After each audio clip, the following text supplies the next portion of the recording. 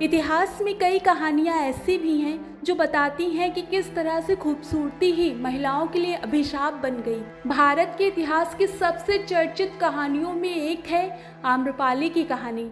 आम्रपाली के असली माता पिता कौन थे, इसके बारे में कोई जानकारी किसी भी दस्तावेज में नहीं है। कहानी के मुताबिक आम्रपाली वैशाली नगर के एक गरीब दंपत्ति को आम के पेड़ के नीचे मिली थी।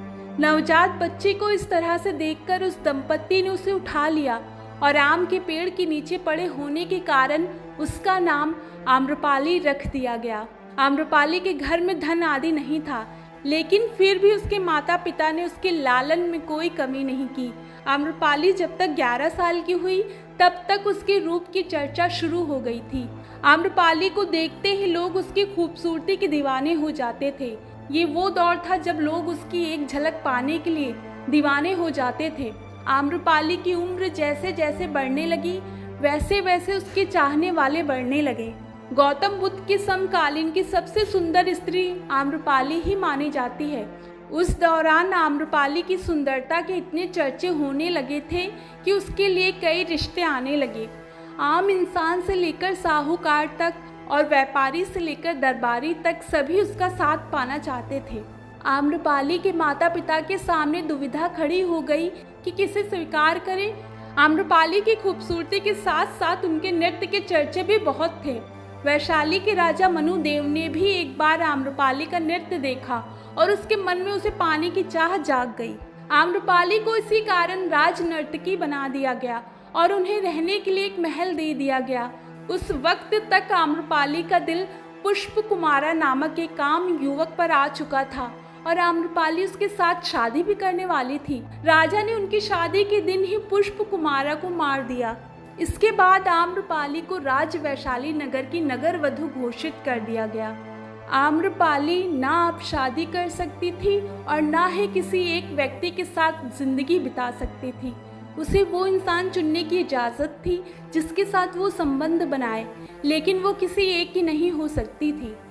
आम्रपाली की जिंदगी में प्यार दोबारा से आया, जो था शत्रु देश मगध के राजा बिंबिसारा के रूप में। बिंबिसारा ने वैशाली राज्य पर हमला कर दिया और रूप बदलकर आम्रपाली के महल में शरण ले ली। बिंबिसारा को आम्रपाली ने जगह दी, तब उसे नहीं पता था कि वैशाली का राज्य खतरे में है।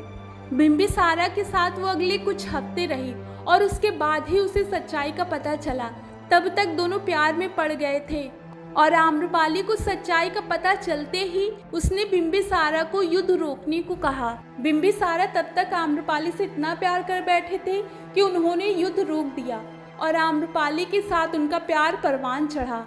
आम्रपाली ने इसके बाद बिंबिसारा के बेटे विमल कोंडाना को जन्म दिया। कुछ समय बाद बिंबिसारा के उसके बेटे अजातशत्रु के द्वारा मौत के घाट उतार दिया गया।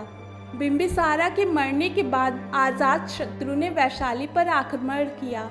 युद्ध में वैशाली का बहुत नुकसान हुआ और जब जायजा लेने अजातशत्रु पहुंचा, उसकी मुलाकात आम्रपाली से हुई। उसे देखते ही अजातशत्रु उसके प्यार में पड़ गया। आम्रपाली को भी वो बहुत पसंद आया, पर उसे ये पता नहीं था कि ये बिंबिसारा का बेटा है या बिंबिसारा को मारने में इसका हाथ है। आम्रपाली को अजातशत्रु पसंद आ गया, लेकिन वैशाली के लोगों को ये बात पसंद नहीं आई और इस कारण उन्हें जेल में डाल दिया गया और अजातशत्रु ने इसका बदला लेने के लिए पूरे वैशाली में आग लगा दी। इसके बाद जब ये आम्रपाली को पता चला तो वो बहुत नाराज हो गई और उन्होंने अजातशत्रु से सारे नाते तोड़ लिए। कुछ समय बाद आम्रपाली को एक बौद्ध भिक्षु से प्यार हो गया। उस वक्त उसने भिक्षु को लुभाने की बहुत कोशिश की, लेकिन बौद्ध के धार्मिक ज्ञान के आगे आम्रपाली नतमस्तक हो गई और खुद बौद्ध भिक्षुणी बनने का फैसला लिया। हालांकि कुछ कथाएं मानती हैं कि आम्रपाली को महात्मा बुद्ध से ही प्यार हो गया था, लेकिन इसका कोई भी प्रमाण नहीं है। माना जाता है कि आम्रपाली पहली महिला बौद्ध भिक्षुणी थी, जिनके बाद अन्य महिलाओं ने भिक्षुणी बनने का फैसला लिया और इस तरह आम्रपाली को आखिरी में जाकर शांति प्राप्त हुई।